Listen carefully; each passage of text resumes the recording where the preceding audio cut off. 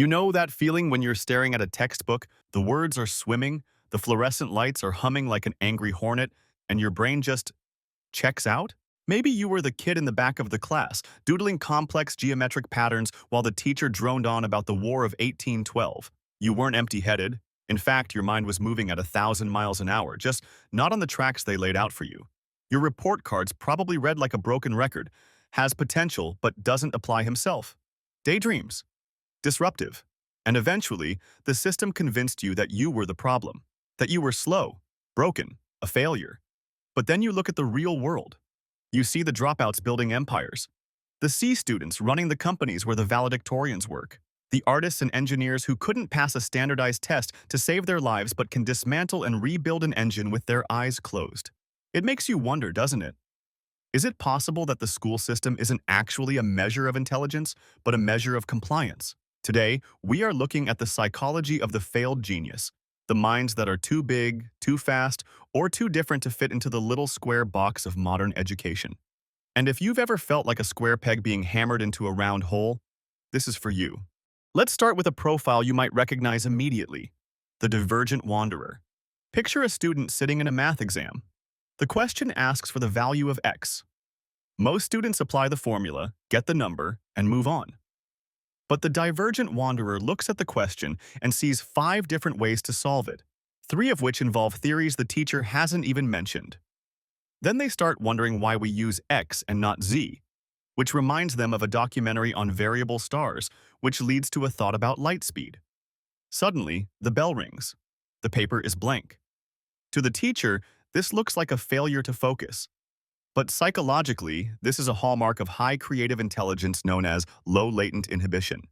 Most brains are good at filtering out irrelevant information to focus on one thing. The divergent wanderer's brain doesn't filter. It lets everything in. It sees connections between things that shouldn't be connected. In a classroom, this is a disaster because school requires convergent thinking, narrowing down to one correct answer. But in the real world, this is the mind of the innovator. This is the person who invents a new technology because they connected biology with architecture. If you failed school because you couldn't stop your brain from branching out, you weren't distracted. You were just running a search engine while everyone else was using a filing cabinet. Then there's a completely different type of failure. Let's call this one the hyper-specialist, or the obsessive autodidact. This is the student who is failing history, failing English, and barely passing gym. But they are going home and spending 6 hours straight coding a new operating system or memorizing the entire taxonomy of beetles. The psychological friction here is about intrinsic versus extrinsic motivation. The school system runs almost entirely on extrinsic motivation: grades, gold stars, the fear of detention. For the hyper-specialist, these rewards mean absolutely nothing. Their brain runs on a dopamine feedback loop that is triggered only by genuine curiosity. If the subject doesn't light that fire, the brain literally refuses to process it. It's like trying to run a high-performance Ferrari on watered-down gas. The engine just won't turn over. Teachers call this laziness, but psychologists know that when this person finds their thing, they enter a state of hyper-focus that the average straight-A student can't even comprehend. They don't need a syllabus. They devour information. They are the ones who fail the course on music theory, but go on to compose symphonies because they learned by ear, by feel, by obsession. If you were the kid who read the textbook under the desk but ignored the lecture, you aren't lazy. You just have a curiosity that demands to be the driver, not the passenger. But maybe that's not you. Maybe your issue wasn't distraction or obsession. Maybe your issue was authority. We have to talk about the critical challenger.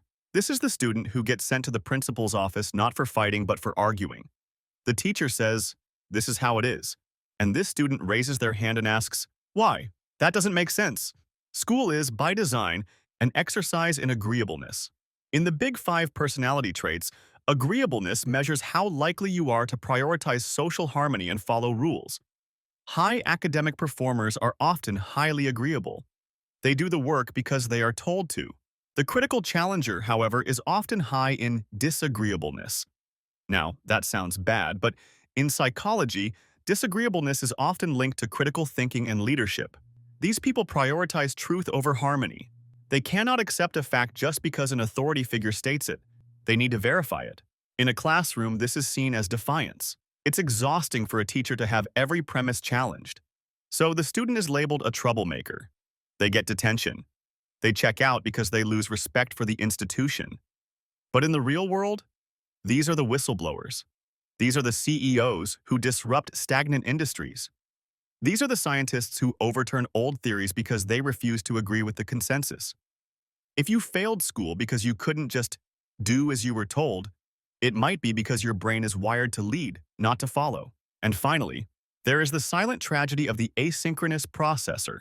This is the student who is undeniably brilliant, but simply slow. Not slow in intelligence, but slow in output. The current education system conflates speed with smarts, timed tests, rapid-fire Q&A. If you can't spit out the answer in 3 seconds, you're left behind. But deep thinking is rarely fast thinking. There is a psychological concept called depth of processing. Some minds take a piece of information and immediately try to integrate it into a massive, complex internal framework. They are turning the idea over, looking at it from every angle, checking for nuance. That takes time, while the smart kids are racing to finish the multiple-choice test. The asynchronous processor is stuck on question number 3 because they've realized the premise of the question is philosophically flawed. They fail the test. They feel stupid. But looking back at history, many of the greatest minds, the Einsteins, the Darwins, were noted to be slow processors. They needed time to chew. If you felt overwhelmed by the pace of school, it wasn't because your processor was weak. It was because you were rendering high-definition 3D graphics while everyone else was drawing stick figures. So, where does that leave you?